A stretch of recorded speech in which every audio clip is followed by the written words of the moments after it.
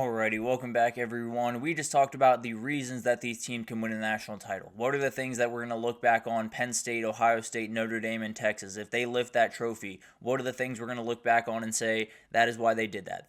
That is why they were able to pull that off. Obviously, the Ohio State mission from those seniors is a huge reason for that. But let's get into the possible fallout of the CFP Semifinals. Obviously, two incredible games the next couple of days and a lot of consequences that could be waiting on the other side of this. And it's kind of hard to contextualize what this possibly could look like. It's kind of hard to get an idea of what this will look like after a loss or a win, except for that Ohio State loss. And we'll talk about that a little bit later, but let's start with a little bit of fun. Let's start with Penn State winning tonight.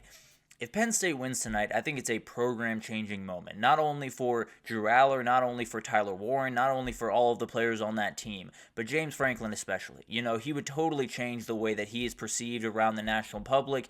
Everyone is waiting for James to mess up tonight. I promise you that. I've seen a lot of people on Twitter that have said James Franklin's going to find a way to lose this game. Marcus Freeman obviously did a great job against Georgia. People are thinking that's going to carry over and that's going to make the difference in this game. If he finds a way to win, if Penn State finds a way to win tonight, as I think they will, everyone will be looking at James Franklin in a different light. No one will be trying to make the argument that he can't win the big one when that's never really been a reality for big-time coaches. The reality is this guy is 60 minutes away from, I don't want to say immortality, but a different level of what he is as a college football coach. He is going to be on that upper echelon level. He's going to be Kirby Smart, a couple other guys, and then James Franklin right there, top 5, top 10, however you want to cut it. The reality is this program will entirely change. I don't think people fully understand what Penn State can be if everything falls into place. If they can lift a national trophy, if all of those people, all of those recruits can see them do that, I think recruiting could get absolutely crazy for this team. They have all the money in the world. They have all the resources in the world, and you'd be surprised how many ridiculously talented guys you can find up in that area. So it's going to be awesome to watch what would happen if they were able to win tonight, move on to a national title, and possibly change the way that James Franklin has looked like. There might be a little bit of a negative, and we'll talk about that likely in the NFL draft segment, but definitely something that would make a huge difference for this program and could make Penn State a really, really hard team to stop going forward. As for a loss, let's just be totally honest, it's going to sit on that guy's shoulders. That's just the reality of the situation. He is defined by this game, by Ohio State, by Michigan, by the elite teams that he plays throughout his career. So in this season, he will have lost to Ohio State, Oregon, and Notre Dame. Those are the 3 elite teams on your schedule, plain and simple. Now, Illinois I thought was a great win. I thought USC was a great win. I thought Wisconsin was a great win. None of those are going to get you over the hump. None of those are going to make people look at you all that differently. And the biggest thing here is we all talked about it. Penn State is going to benefit greatly from the 12-team playoff, expanding to the 12-team, getting more teams into the field because they were right there for so many different 4-team playoffs. The reality is you're now in the 4-team playoff. You now found your way here. I would argue that it would have gone a little bit differently. Selection Sunday, if it were a 4-team, I think Notre Dame might have gotten bumped above them, but that's a conversation for another day. Obviously something that we can debate endlessly, frankly, because it's unknown. But at the end of the day, you lose this game, Penn State fans will feel very similar to the way that they felt the last couple of years. They will just feel like they had a different patch on the jersey this time around, and that's going to be a tough pill to swallow. There's no doubt about that. You beat SMU, you beat Boise State. Those are 2 really good wins. Those are 2 CFP wins. They're not the wins that you've been waiting for. They're not the wins that have eluded you your entire career, and they're not the wins that Penn State fans really want to see. They want to see this one, and I think this season will feel like 1 step forward and 1 step backwards. The second that you lose this game, if you do lose, if you do win, obviously some great things waiting for you, but I have to imagine that James Franklin will have a lot on his shoulders tonight. Moving forward into Notre Dame, what would happen if they win? And it would change the way college football works going forward. And I don't want to get, too grandiose or too crazy with this or too hyperbolic, but there is a reality here. Notre Dame is an independent team. That is what they are. They have been that way for a long time. We'll talk about that tomorrow. James Franklin made some interesting comments around that, and we'll talk about that in a little bit more detail. I would love for them to be in a conference, but here's the reality. They've been able to kind of pick and choose their schedule for quite some time. They lost to an NIU team early in the year. They've been able to bounce back from that in large part because they played teams that they've been able to kind of muscle against. A Florida State team that was playing terrible football, they were able to muscle.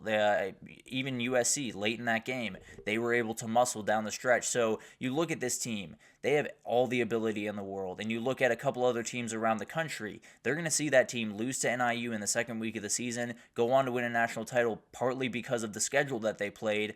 And I think some people are going to look in that direction. All that being said, it's not necessarily to say that Texas, the second that this ends, is going to jump into being an independent. It's not to say, Ohio State's going to follow or all those teams. I'd be a little bit surprised if that were to happen. But I can promise that certain people behind the scenes will be pushing for that. I don't think it's going to unfold, but it's definitely something to think about. The other part of this is if they win this game, if they move on to a national title, I think Marcus Freeman's the hottest name on the coaching market, and you can include the NFL in that as well. I think he's going to be a huge name, and I think Notre Dame is going to have to fend off a lot of suitors, especially at the NFL level, if they're able to get to a national title tonight.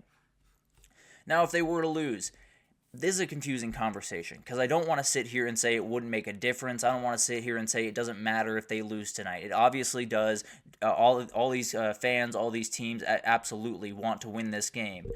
But when you look at what this season has been for Notre Dame, they lost to that NIU team. They have been entirely different since that game. They have played incredibly clean, incredibly smart football. Marcus Freeman has risen to one of the highest heights he has had as a coach, has been really regarded as one of the top guys in this tournament thus far, and he's definitely someone that you're going to think great things about regardless of what happens tonight. So I think when you look at this team, if they lose tonight, it's going to hurt. I'm not saying that it's not going to hurt. I'm not saying that it's not going to be devastating.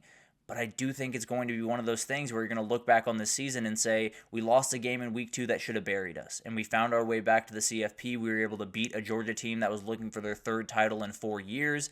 And we're going to move forward. You obviously have the quarterback question with Riley Leonard walking out the door, but at the end of the day, he is definitely a guy that is going to be really loved going forward regardless of what happens tonight. So not to say it doesn't matter, it obviously does, but I definitely do think there's a little bit more leeway for Notre Dame if they were to lose tonight than there would be for the rest of these teams on this. And Anthony, you make a great point. Maybe it isn't a head coach position. Maybe he's not quite ready for that. Maybe they want to see a couple more years of sustained success at Notre Dame, but absolutely. A defensive coordinator position, a defensive line coach, linebacker coach. He was a linebacker at Ohio State, so it'll be interesting. He also is fantastic at recruiting. So maybe he just loves the college football world and wants to stick around down here, but he's one of those names that I think could kind of get that look down the road, maybe a little bit more than I'm thinking as of right now. But if they lose, I don't know. I think Notre Dame fans will walk away from this one feeling, at the very least, very hopeful for what the future holds. A little bit upset that they missed this opportunity, but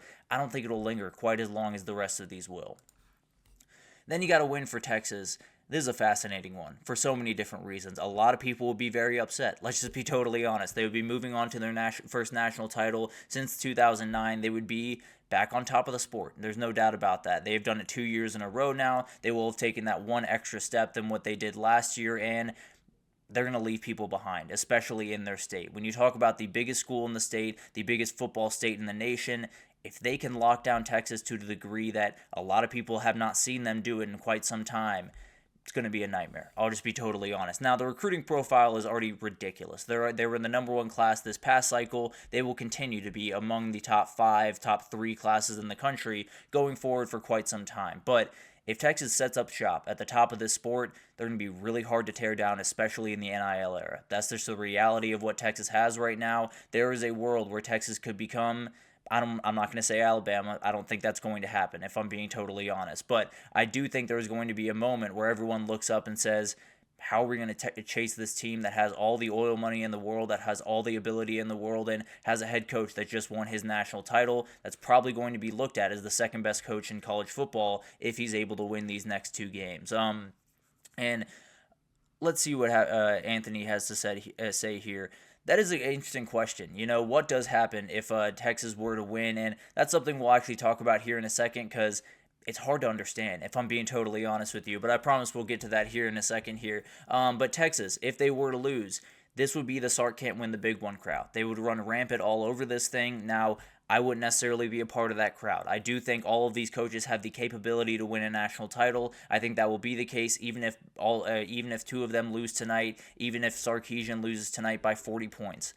or tomorrow by 40 points. I still think he has the ability to lift that national title. Now, it will add some questions. There's no doubt about that. It'll add some questions to Quinn Ewers' legacy. I think he's pretty firmly the third best quarterback in Texas history, but definitely could change some things as you move forward, and definitely will be interesting to watch what happens as you move forward in that. But then the other part of this is, what happens with Quinn Ewers? How do people deal with him? What the next step is? Does he go to the NFL the way that I think he will? Or does this loss kind of spur him to possibly transfer somewhere else? It is Arch Manning time in Austin. That has been made abundantly clear, so that's not changing, but it could possibly change the way that Quinn Ewers looks at the next couple of months and what decision that he wants to be made. And Anthony, you're entirely right. There are a couple of teams that are sitting in big-time cities that are just waiting to explode, and USC would be one of them. Wish they would have done it by now, but some behind-the-scenes stuff has gotten in the way. Miami has really started to do that. I think Houston is another one to really, really watch. Absolutely. SMU in Dallas has done incredible things, so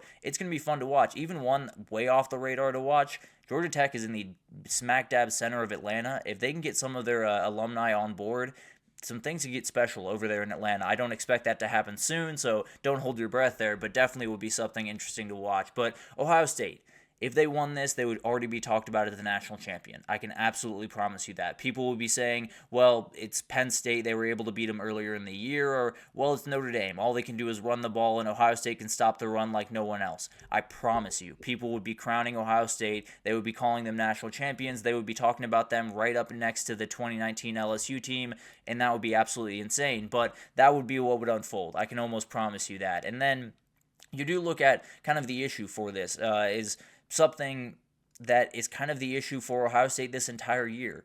It would only last 24 hours. This, great, really fun. We loved it. It was awesome watching you beat Texas. You better win the Natty. That's the reality of the position that they're in. That's the reality of what this season has been for them. You lose to Michigan. You miss out on a chance to win the Big Ten. You are going to have to win the national title. So you're going to have your fun. People are going to, throw parades for you. People are going to be happy, no doubt about that. But I can absolutely promise you that they're going to turn around the next day and say, if you don't win the national title, I'm right back against you. And yeah, I mean, the Quinn situation is one that's a little bit complicated, Anthony. I think when you look at a couple of different people around that program that I have, in the past have known to be very, very trustworthy, they tend to think that he's going NFL. But frankly, I'm not sure the people inside Texas, outside of, Steve Sarkisian and a couple other people, would know that right about now. So from where I'm standing, I do think he's going to go to the NFL, but I do think there's a moment where $6 million is on the table from a Miami or from a Notre Dame or from an Oregon. Some things get interesting in a hurry, and I'll just leave it at that for the time being. But I definitely do think it's going to be very interesting. And let me get to this right here. So I don't think let's actually get into this right now, actually. If Ohio State loses, it would be chaos. I'm not arguing that it wouldn't be chaos. It would be off the walls craziness. Fans would be calling for Ryan Day's job left and right, this, that, and the other. Ryan Day's not going anywhere. I feel very, very confident saying that at this point. Frankly, I felt confident going into the Oregon game that he was not going anywhere if they lost that game. Now, there is a question of what would happen behind the scenes. How would they kind of handle this? Would they try to, renegotiate that contract to change some different things to make it easier to move on from him? There are some questions. I'm not doubting that around Ryan Day. There will be about 1 million questions about what the future would hold for him in Ohio State. Is he going into 2025 with a chance to not even get out of the season? 1 million different things that will be up for debate when you talk about that. They're not getting blown out. I can absolutely promise you that. I don't think either of these teams is really prone to getting blown out, if I'm being totally honest with you. So I'd be surprised if this one was decided by more than 20 points, let's say. Ohio State's been so good that I want to set it a little bit high, but at the end of the day, I don't think anyone's getting blown out. Regardless if they do, I don't think Ryan Day's going anywhere. I do think there will be some people very mad about that, but I don't think Ryan Day's going anywhere, and I think the fallout of these games could get a little bit ugly in certain respects. I think James Franklin would have a lot of people yelling at him. I think Ryan Day would have the world yelling at him for the next couple of months, but it'll be interesting to watch unfold, and something we'll talk about, Anthony, actually tomorrow. We'll get into this in a little bit more detail. There's been some ideas thrown out by some people that are around the industry that says maybe Ryan Day should call it quits regardless. Just leave Ohio State regardless of what happens this tomorrow or in the national title. He should just walk out the door. And that's something that we'll jump into probably maybe a little bit later. Maybe if they lose on Friday, we'll jump into it on Monday. But I definitely want to touch on that because that is an interesting idea that I don't think is as crazy as some people are thinking right now. But we'll get into that in time. Definitely going to be incredible to watch the fallout of this and hope it doesn't get too wild out there on the Twitter streets. But at the end of the day, let's take our second break here. And when we come back, let's talk about the Rose Bowl. A lot of people have been asking, should the Rose Bowl be the national championship every single year? I'm a little bit questionable about this. I'm up in the air. Definitely some people that love it, and we'll talk about it right after this, give some pros and cons, and we'll stick right after this, so stick with us.